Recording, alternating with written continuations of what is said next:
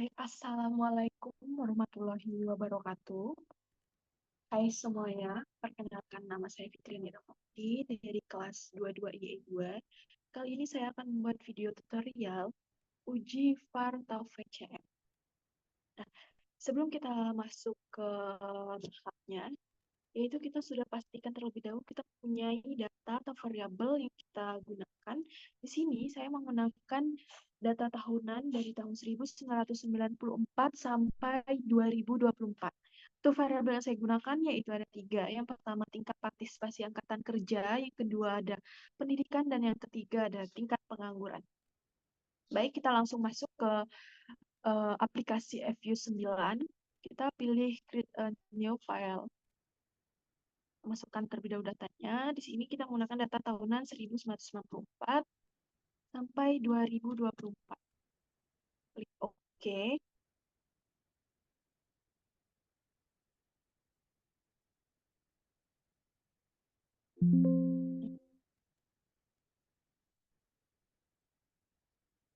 Di sini kita masukkan terlebih dahulu datanya, klik week, group, series.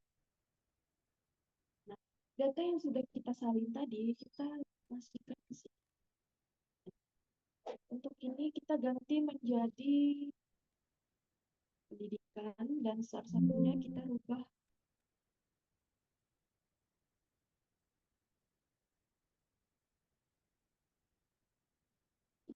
menjadi variabel pengangguran.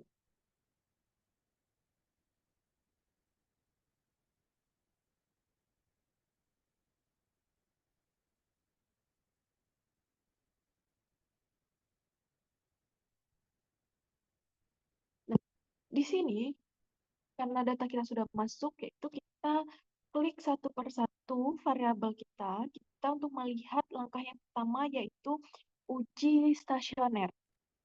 Nah, untuk variabel pertama itu ada TPAK, klik, pilih view,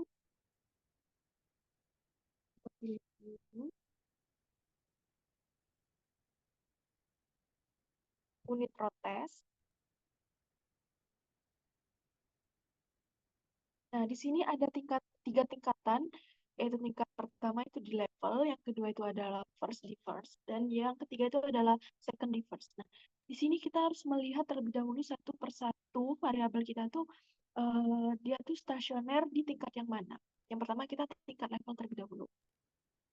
Nah, untuk di level itu masih belum stasioner di angka 0,08, yang artinya di atas 0,05. Ketika dia di bawah 0,5, artinya data tersebut sudah stasioner. Karena ini belum stasioner, maka kita lanjut ke tahap selanjutnya, yaitu masih dengan yang sama, unit test. Namun di sini kita klik menjadi first difference. Oke. Untuk hasilnya, yaitu probability-nya di bawah 0,05, yang artinya dia sudah stasioner di tingkat first difference. Coba kita lakukan di variabel kedua, apakah dia sama di first difference? Klik view, unit test. Kita coba di levelnya terlebih dahulu. Dia masih di atas 0,5 difference. Nah, untuk variabel kedua dia sama, yaitu nilai probability-nya di bawah 0,5 atau di tingkat first difference. Artinya dia sudah stasioner di tingkat first difference. Kita coba di variabel terakhir, yaitu variabel tingkat pengangguran, apakah dia sama.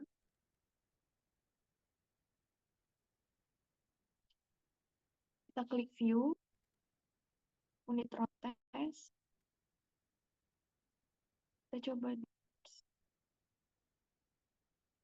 Untuk hasilnya dia sama. Berarti untuk uji stasioner kita berada di tingkat first difference. Karena kita sudah melihat dari ketiga variabel tersebut, dan Hasilnya sama, yaitu stasioner di first difference. Kita close aja. Lanjut kita tahap kedua, yaitu kita melakukan uji lag optimum. Nah, kita kan sudah di close tadi, kita pilih quick, estimate var. Nah, di endogenous variable kita masukin rumus. Dari hasil yang sudah kita lihat di uji stasioner tadi, hasil yang data saya itu adalah first difference. Nah, untuk rumus first difference yaitu ada D, buka kurung, kita tulis nama variabel kita. Yang pertama itu ada PKK, yang kedua itu adalah pendidikan, dan yang ketiga itu adalah pengangguran.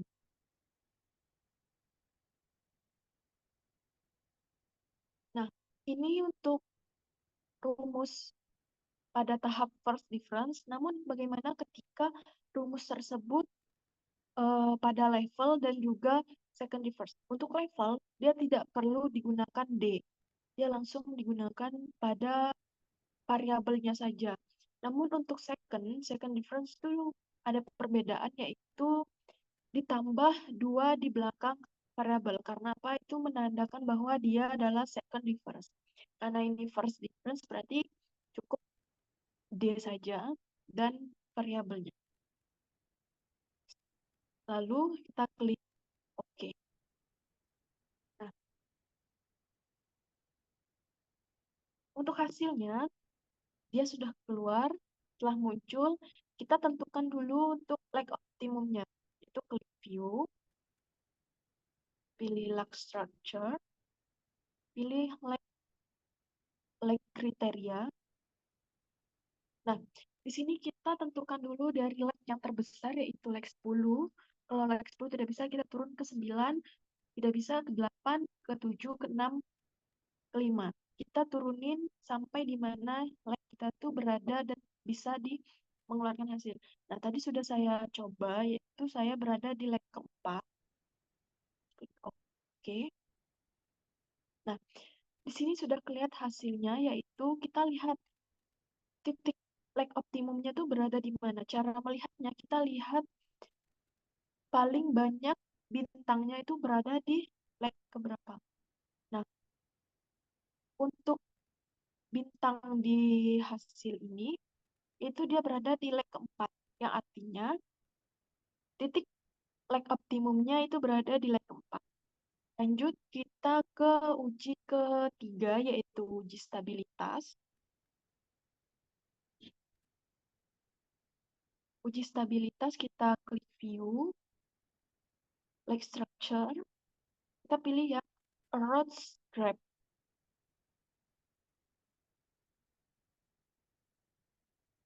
Klik OK. Nah, untuk hasil dari uji stabilitas, titiknya masih berada di dalam lingkaran, yang artinya itu stabil. Namun, ketika titik ini berada di luar lingkaran, artinya eh, data tersebut tidak stabil. Karena ini berada di dalam lingkaran, berarti ini bisa dibilang stabil. Datanya, ini udah stabilitas. Terus lanjut kita ke tahap yang keempat, yaitu uji kausalitas Granger. Pilih view, like structure, kita pilih yang Granger causality. Nah, ini adalah hasil dari uji kausalitas Granger, yang dimana hasil dari hubungan searah, dua arah, atau tidak ada hubungannya sama sekali. Nah, untuk hasilnya, itu ada 3, karena tadi data kita ada 3 variabel. Lanjut, tahap kelima yaitu uji kointegrasi. Nah, uji kointegrasi ini kita pilih estimate, klik estimate. Untuk lag-nya, kita ganti lag yang tadi kita gunakan, yaitu di lag 4. Klik OK. Nah, keluar hasil dari estimate tadi. Lalu kita pilih klik view, kointegrasi tes. Nah, untuk labnya tidak usah dirubah lagi. Kita langsung aja klik OK. Nah, sini sudah keluar hasil dari uji kointegrasi. Kita lihat nilai probability dari ketiga ini. Yang pertama non itu dia berada di bawah 0,05, dan yang Atmos 1 dia di atas 0,05, dan Atmos 2 dia di atas 0,05. Yang artinya ketika hasilnya lebih dari 0,05, maka menggunakan variabel var atau metode var. Dan kalau dia kecil, maka fix dia menggunakan VCM. Karena dari ketiga ini, yang paling banyak itu di Atmos 1 dan Atmos 2 nilainya di atas 0,05, yang artinya ini menggunakan metode var. Kita lihat di hasil ini. Ini menggunakan metode var. Lanjut kita ke estimate var atau VCM, klik view, estimate output. Nah, kita lihat karena tadi kita sudah mendapatkan hasilnya yaitu menggunakan var.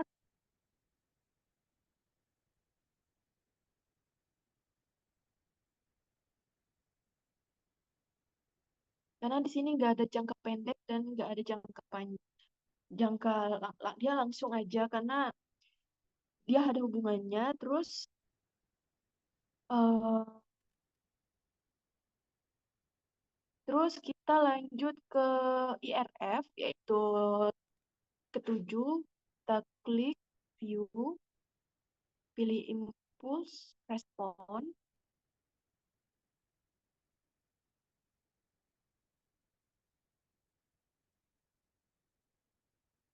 Nah, untuk estimate ini hasilnya estimate var. Nah, untuk tipenya tidak usah dirubah karena kita menggunakan hasilnya tadi sudah ada, yaitu di atas 0,05, berarti kita menggunakan var, klik OK. Dan untuk hasilnya itu langsung aja, ini adalah hasil yang di awal tadi. Lanjut yang ketujuh yaitu klik view, yaitu adalah IRF, impulse respon. Klik impulse respon, klik OK.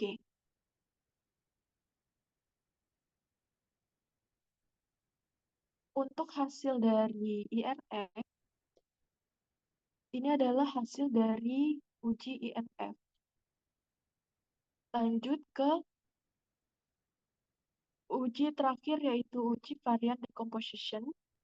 Kita klik view, varian decomposition. Kita rubah ke tabel, display format tabel, klik OK. Nah, ini adalah hasil yang dimana kita melihat berapa besar kontribusi dari variabel dependen terhadap variabel independennya. Nah, pada tahap ini itu adalah tahap terakhir. Tahap ini kita sudah selesai melakukan uji var atau VCM. Kita sudah tahu hasil dari uji kita. Baik, mungkin itu saja tutorial yang bisa saya sampaikan. Lebih dan kurangnya saya mohon maaf. Saya akhiri. Wabillahi taufiq wa hidayah. Wassalamualaikum warahmatullahi wabarakatuh. Terima kasih.